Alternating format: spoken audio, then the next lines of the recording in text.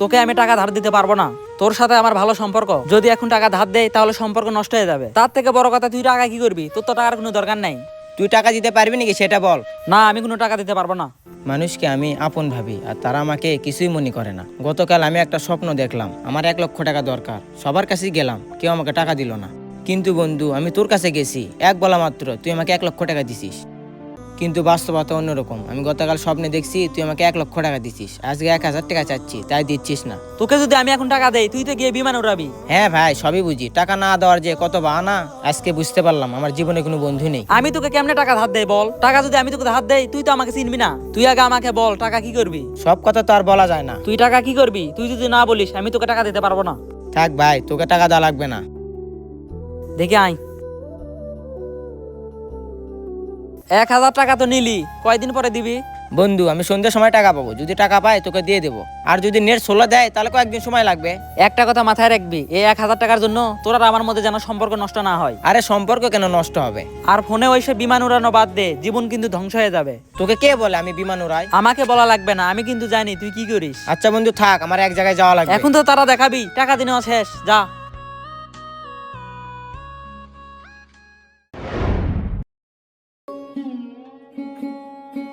কাকা আসসালামু আলাইকুম। ওয়ালাইকুম আসসালাম।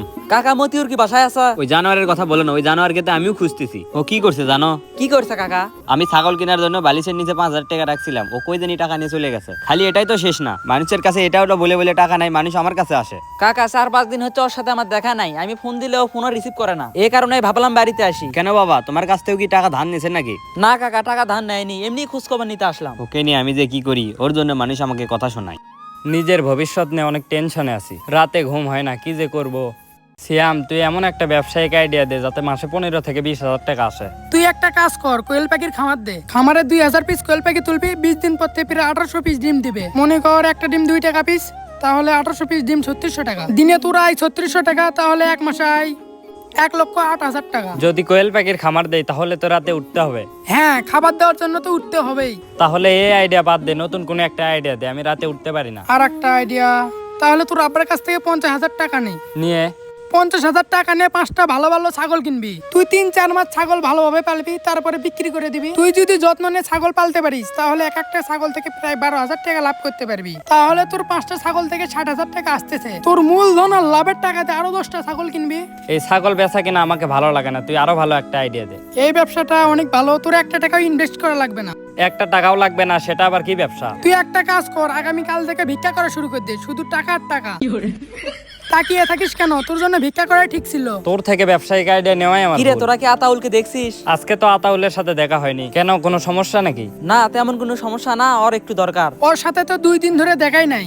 ওকে যে এখন কই পাই? শোনে, খাওয়া দাওয়া করার জন্য ধুলু ভাই 3,000 টাকা দিয়েছে। এই 3,000 টাকা দিয়ে তো ভালো খাওয়া দাওয়ার আয়োজন করা যাবে না, এর সাথে আমরা কিছু টাকা দিয়ে খাওয়া দাওয়ার আয়োজন করবো হয়নি। ধলু ভাই যে 3,000 টাকা দিয়েছে, আমরা 2 জন ছাড়া আর কেউ জানে? না, আর তো কেউ জানে না। তাহলে একটা কাজ করি, তুই 1500 আমি 1500, 2 জন ভাগ করে নেই। তোর মাথায় কি সবসময় এইসবই ঘুরে? পরে যদি ধলু ভাই ছেলেপেলেকে জিজ্ঞাসা করে আমরা খাওয়া দাওয়া করাইনি, পরে তো আমাকে বকাবকি করবে। বন্ধু, তোর মন একদম পরিষ্কার, আমি পরীক্ষা করলাম তোর মন কি রকম। তুই পরীক্ষা করলি না কি করলি সেটা কিন্তু আমি জানি।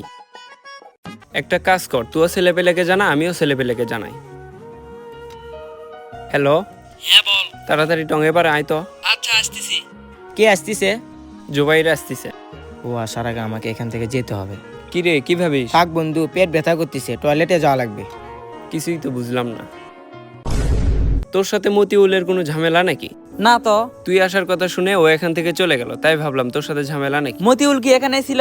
হ্যাঁ, এখানেই ছিল। আচ্ছা, ওর কথা বাদ দে, কি কারণে ডাকলি সেটা বল। ধলুভাই খাওয়া দাওয়ার জন্য 3,000 টাকা দিছে, তো আমি সিদ্ধান্ত নিছি।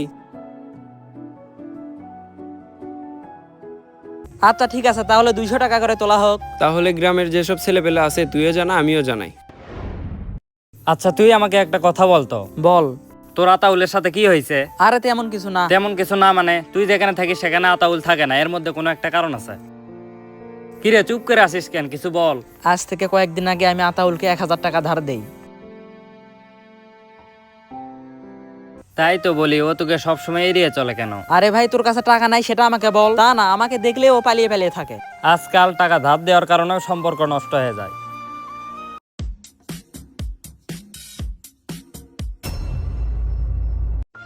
এ দৌড়াবি না। তোকে আমি 2 দিন থেকে ফোন দিচ্ছি, তুই আমার ফোন ধরিস না কেন? ভাই আমাকে আর 2টা দিন সময় দে, আমি তোকে টাকা দিয়ে দেবো। তুই আমাকে এই চিনলি? তোকে আমি টাকা ধার দেওয়ার সময় বলছিলাম যে তোর আর আমার ভালো সম্পর্ক, টাকা ধার দিলে সম্পর্ক নষ্ট হয়ে যাবে। তুই আমার সাথে দেখা করিস না, আমাকে দেখলে পালিয়ে ফেলে থাকিস, ফোন দিলে ফোন ধরিস না। আমি তো তোকে টাকা দিতে পারিনি, ভাবছি তোর সাথে দেখা করলে তুই বকাবকি করবি। বকাবকি কেন করব? আমি তো মানুষ, মানুষের দুঃখ আমি বুঝি। তোর কাছে টাকা নাই, আমাকে ফোন দিয়ে বল, তাহলেই তো হয়ে যায়। আয়। কিছু কিছু মানুষ আছে তারা ধারের টাকা পরিশোধ না করতে পারলে ফোন রিসিভ করে না, যোগাযোগ বন্ধ করে দেয়। কার কার সাথে এমন হয়েছে অবশ্যই জানাবেন।